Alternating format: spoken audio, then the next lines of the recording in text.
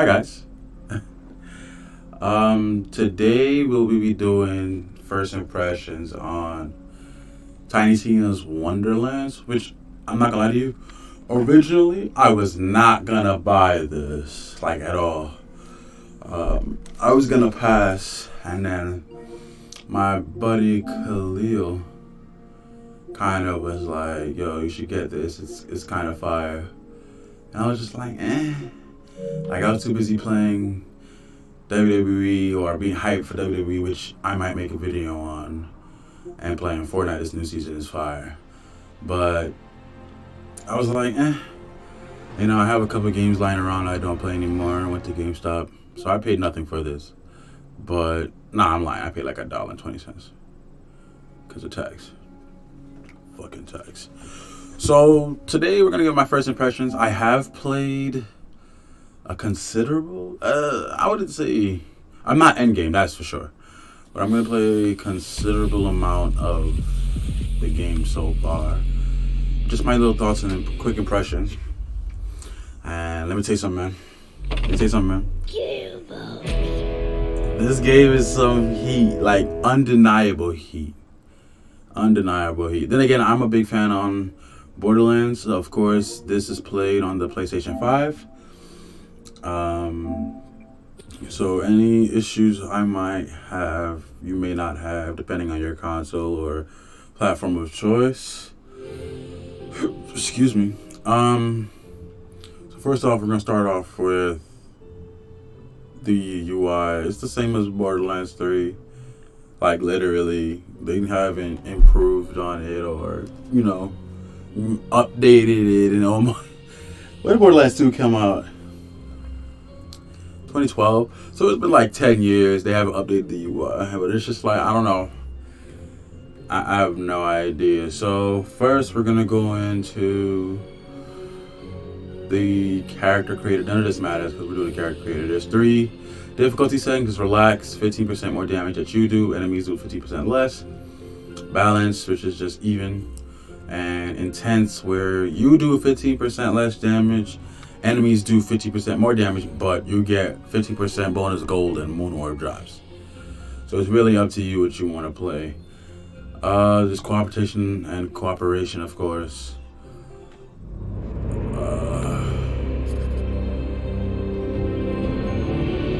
I guess I can't create a character without watching the cutscene first.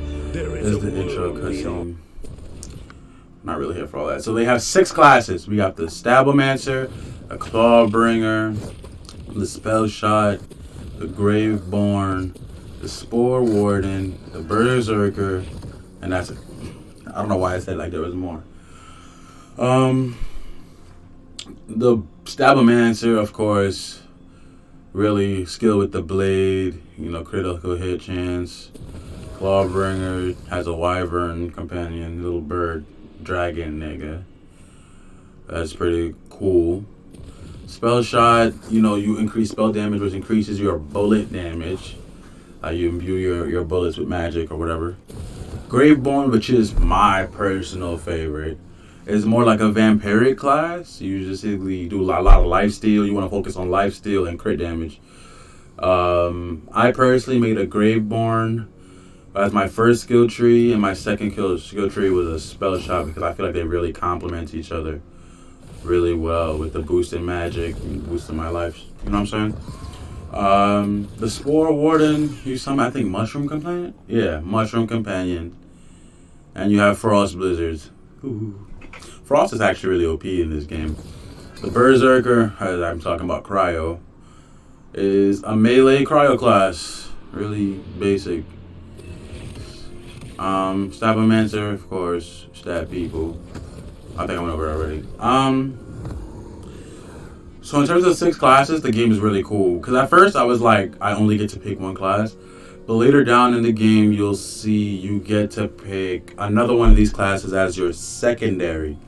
Which kind of really fucking cool when you consider you can do some shit like have a Spore Warden first tree and a Clawbringer second tree. So you just have straight companions at all times. Shit like that. So then we're just gonna pick something randomly. The character creator is really like they did their thing. Increase your body size, your head size, make your shit mad big. Oh yeah, I definitely made the right choice. You I'm at a loss for words at my beauty. What have we You can here? choose different voice. You can even choose your pronouns if that's your thing.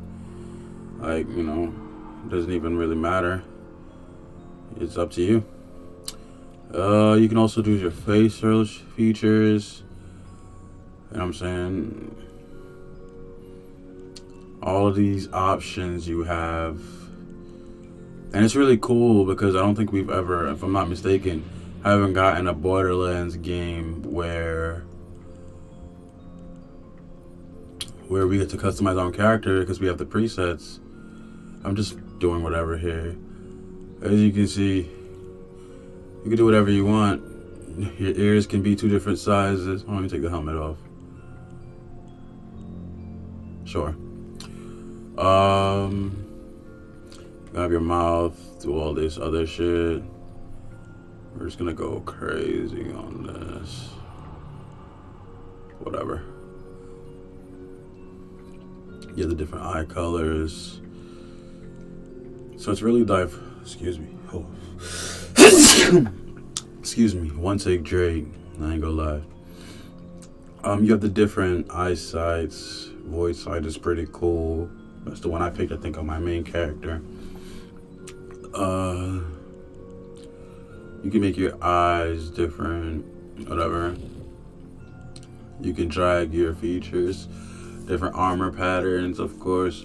This is the only part I think I was disappointed in. Like, you don't have different armor. At least from what I played, there aren't like different type. Like, you see, her armor is the same. It's just different colors and shit.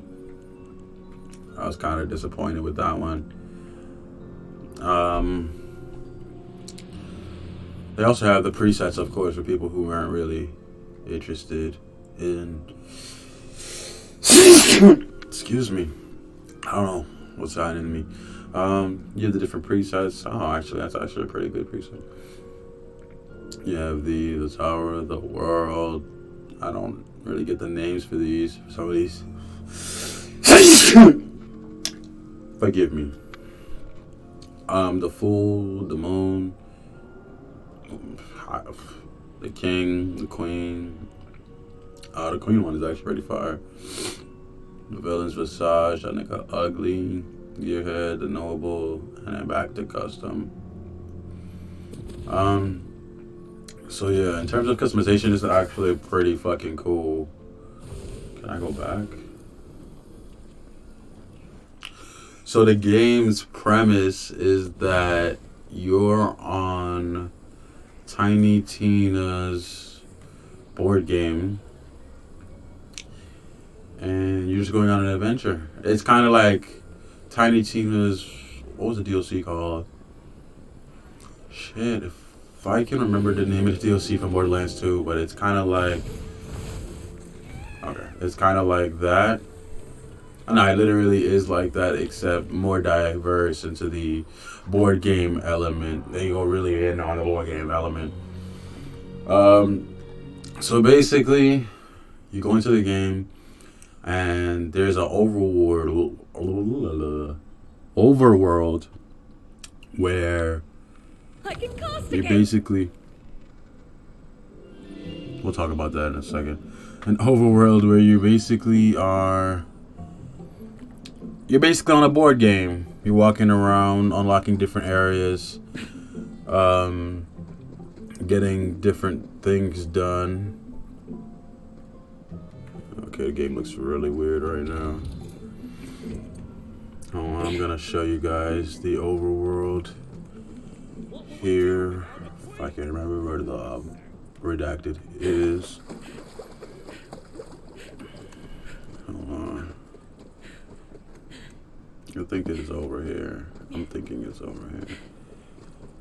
But yeah, the overworld is pretty cool in that it's literally a board game. Like, they're really playing heavy on that board game aspect.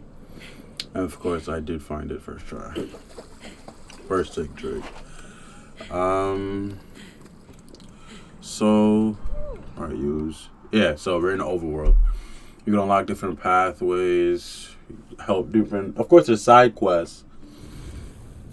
Again, I'm not too far into the game, but you know, it also has that Borderlands flair to it, like the bridges being bottle caps.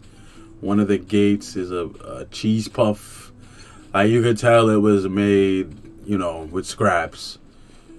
But again, very Tiny Tina like. This guy right here, they introduce him to you. His name is Backstab, and they're like, "Oh, he's gonna betray us. He's gonna betray us." And then when you go, he's literally just been stabbed in the back. That's why he's called Backstab. Shit like that. It's a little cheesy, corny shit. You can see the orange soda is water. There's the aforementioned cheese puffs. Like, this is clearly made, you know, by a kid. They also have little fucking, you see the popcorn too, little Pokemon encounters. We walk into tall grass. You can either choose to fight or you can punch him in the face, which I think is fucking hilarious. So yeah, it puts you in a combat encounter, which leads me to combat.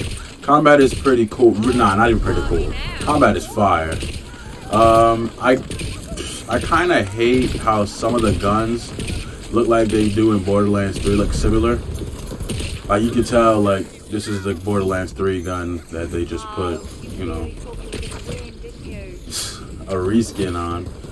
The crossbows are pistols, and I'm not really a big fan of pistols, but I'm using this because it does lifesteal, which again is good. As you can see, the vampire bats for my character has a vampiric perk on there. The gunplay is cool. You have different spells like that, dropping meteors, that dark magic meteors that do lifesteal, that proc lifesteal, stuff like that. Oh, also, you know, again, the companion, my companion does lifesteal. Yeah, that's actually pretty fucking cool. You see on his death, he just made little hydras that also do lifesteal. So you can have really anything you really need from the classes. You can do that with the right setup. In terms of co-op, this is one thing. Again, you may not experience this because I'm pretty sure it's patched. Oh, there's also the melee now. We have melee weapons now, guys. My melee, of course, does lifesteal. For almost all day yesterday, co-op did not work. Like, the servers were turned off. They fixed it at like 1 in the morning. So I don't really have any co-op gameplay footage. I mean, this is live, but you know what I'm saying. There won't be any co-op gameplay footage. Again, you can drop meteors and spells with your left bumper. You can do your you know, of course mine is a lifesteal thing, but it drains my health. Your action skill, excuse me, I was looking for the right phrase. Of course, it's a Borderlands game, so loot aplenty. There's also, of course, side quests.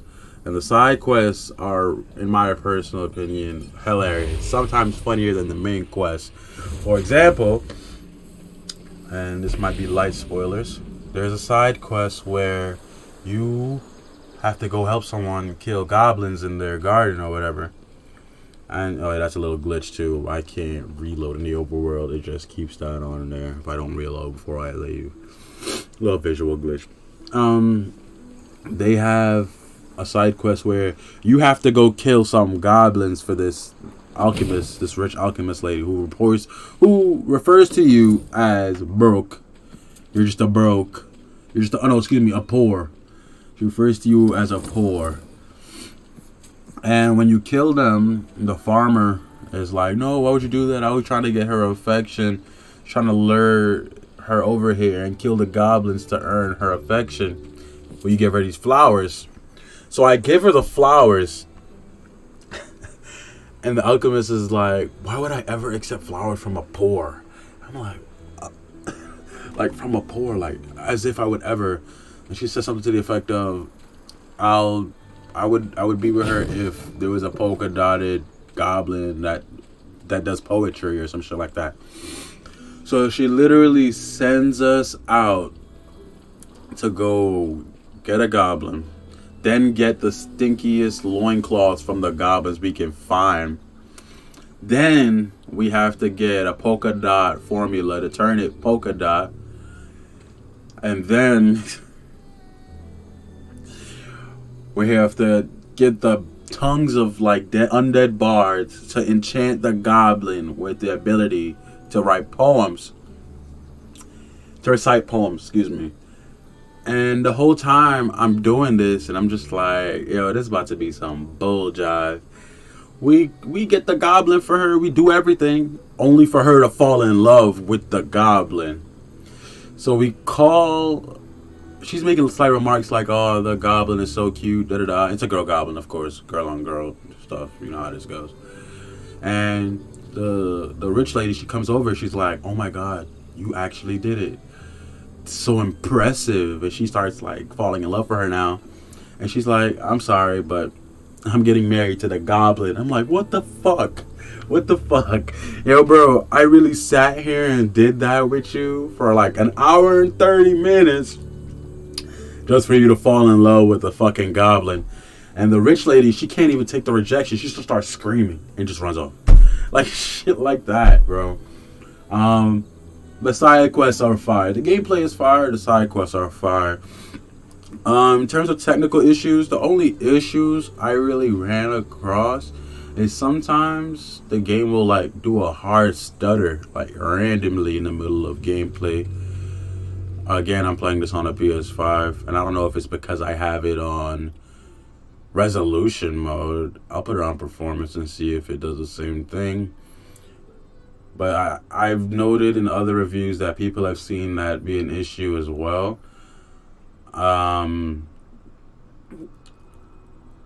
What else? Yeah, I think that's my real only technical issue.